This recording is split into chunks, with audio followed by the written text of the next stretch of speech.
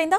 ఇప్పటికే రైతాంగ సమస్యలు, మెడికల్ కళాశాలల ప్రైవేటీకరణపై ప్రభుత్వాన్ని ఎండగడుతున్న వైసీపీ కొత్త పోరుకు సిద్ధమవుతుందా? అయితే వీటికి తోడు కొత్తగా ఏ అంశాన్ని పార్టీ బయటకు తీయబోతుంది? Let's watch. విపక్ష వైసీపీ కొత్త పోరుకు సిద్ధమైంది. గత ప్రభుత్వ హయాంలో తీసుకువచ్చిన పోర్టుల నిర్మాణాన్ని కూటమి సర్కార్ పక్కన పెట్టేయడంతో వాటిపై కూడా మెడికల్ కళాశాలల ప్రైవేటీకరణ తరహాలో పోరాటం చేసేందుకు సిద్ధమవుతోంది. తీర ప్రాంతంలో పారిశ్రామిక అభివృద్ధికి పోర్టుల ఆవశ్యకత, యువతకు ఉద్యోగ అవకాశాల అంశాన్ని కొత్త అస్త్రంగా బయటకు తీయబోతోంది. సార్వత్రిక ఎన్నికల్లో ఓటమి తర్వాత ప్రజా సమస్యలు, కూటమి ప్రభుత్వ హామీలపై దృష్టి సారించిన వైసీపీ ఎప్పటికప్పుడు ఆయా సమస్యలపై సర్కారును ఇరుకుని పెట్టే ప్రయత్నం చేస్తూ వస్తోంది. గత ప్రభుత్వ హయాంలో తాము ప్రయారిటీగా తీసుకున్న అంశాలను కూటమి ప్రభుత్వం పక్కన పెట్టేయడంతో వాటిని హైలైట్ చేస్తూ వస్తోంది వైసీపీ. గిట్టుబాటు ధరలు లేక రైతులు పడుతున్న ఇబ్బందులు, యూరియా కొరత, తుఫాను సాయం అందించడంలో ప్రభుత్వం విఫలమైందంటూ ఆందోళన బాట పట్టింది వైసీపీ.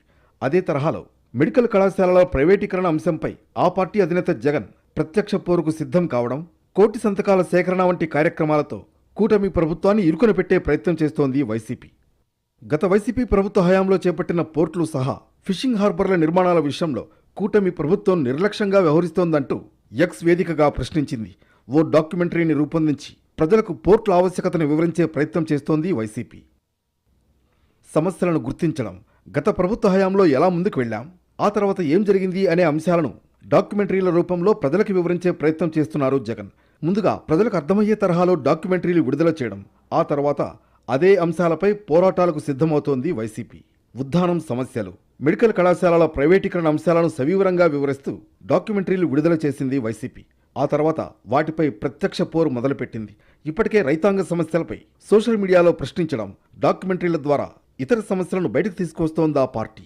రాష్ట్ర పొడవైన తీర ప్రాంతం కేవలం భౌగోళిక సరిహద్దు మాత్రమే కాదని, పోర్టుల ద్వారా జరిగే అభివృద్ధి ఆర్థిక వృద్ధికి ఇంజన్లా పనిచేస్తుందంటూ ఎక్స్ వేదికగా పోర్టుల అభివృద్ధి విషయంపై కీలక వ్యాఖ్యలు చేశారు జగన్.